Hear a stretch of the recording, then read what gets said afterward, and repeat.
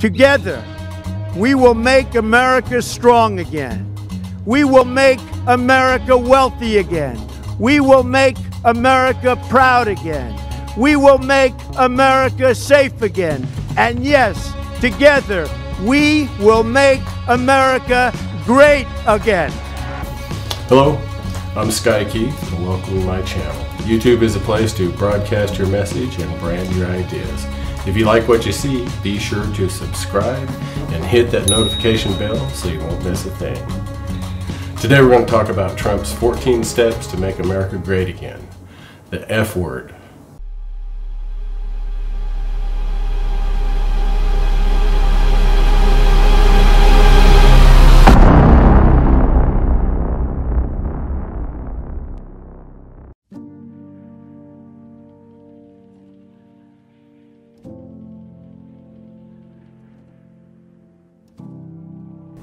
Trump's campaign slogan when he ran the first time was, "Make America Great Again." America was great before he came into office.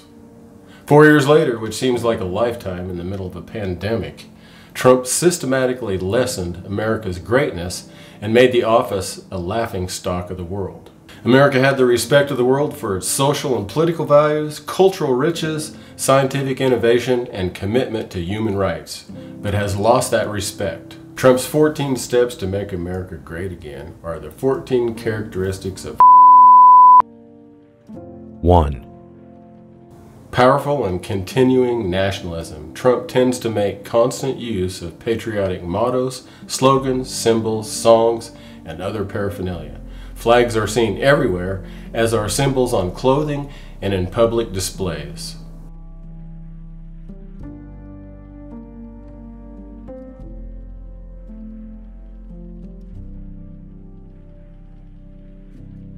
2. Disdain for recognition of human rights.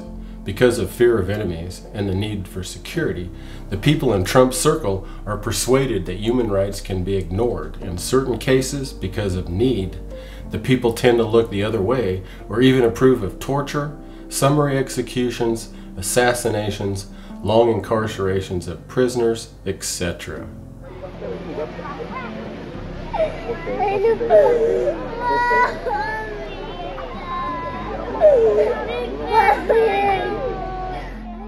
Three. Identification of enemies, scapegoats as a unifying cause. The people are rallied into a unifying patriotic frenzy over the need to eliminate a perceived common threat or foe. Racial, ethnic, or religious minorities, liberals, communists, socialists, terrorists, etc. People say protesters, these people are anarchists. These are people that hate our country.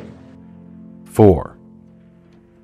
Supremacy of the military. Even when there are widespread domestic problems, the military is given a disproportionate amount of government funding, and the domestic agenda is neglected. Soldiers and military services are glamorized. With the adversaries we have out there, we have, I call it the super-duper missile. 5. Rampant sexism. The government of Trump is almost exclusively male-dominated. Under Trump, traditional gender roles are made more rigid. Divorce, abortion are suppressed, and the state is represented as the ultimate guardian of the family institution. I don't know. I haven't really been following it too much. I just wish her well, frankly. I've met her numerous times over the years, especially since I lived in Palm Beach, and I guess they lived in Palm Beach. 6. Controlled mass media. Sometimes media is directly controlled by Trump, but in other cases, the media is indirectly controlled by Trump's regulation or sympathetic media spokespeople and executives. Censorship, especially in wartime, is very common. Welcome to Hannity Tonight. Yes, we are live from the swamp, the sewer that is Washington, D.C. Tonight, I can report the sky is absolutely falling. We are all doomed. The end is near. The apocalypse is imminent, and you're going to all die, all of you, in the next 48 hours. and it's all President Trump's fault. Or at least that's what the media mob and the Democratic Extreme Radical Socialist Party would like you to think. They are now sadly politicizing and actually weaponizing an infectious disease in what is basically just the latest effort to bludgeon President Trump. 7. Obsession with national security. Fear is used as a motivational tool by Trump over the masses.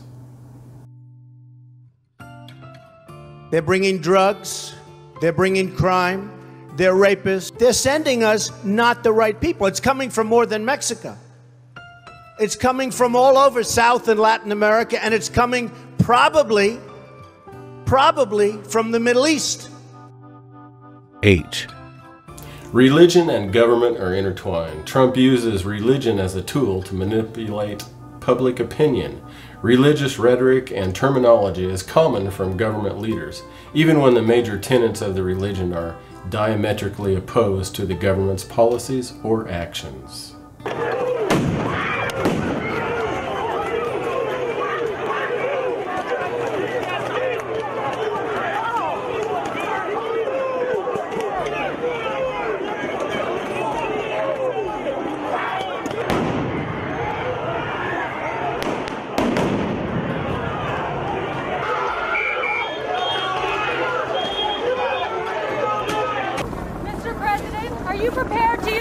military against U.S. citizens? Press, we're going.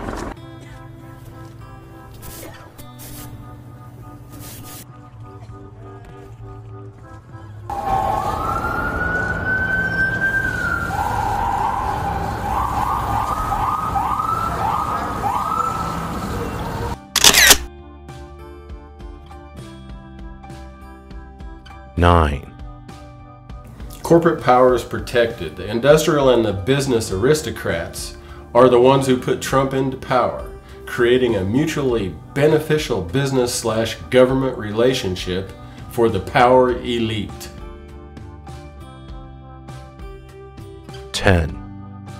Labor power is suppressed. Because the organizing power of labor is one of Trump's threats for re-election, the labor unions are either eliminated entirely or severely suppressed.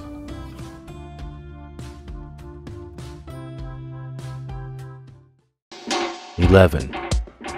Disdain for the intellectuals and the arts. Trump tends to promote and tolerate open hostility towards higher education. It is not uncommon for professors and other academics to be censored or even arrested. Free expression in the arts and letters is openly attacked.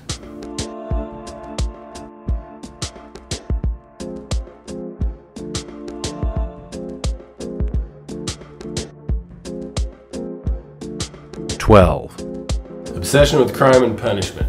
Under Trump, the police are given almost limitless power to enforce laws. The people are often willing to overlook police abuses and even forego civil liberties in the name of patriotism. There is often a national police force with virtually unlimited power.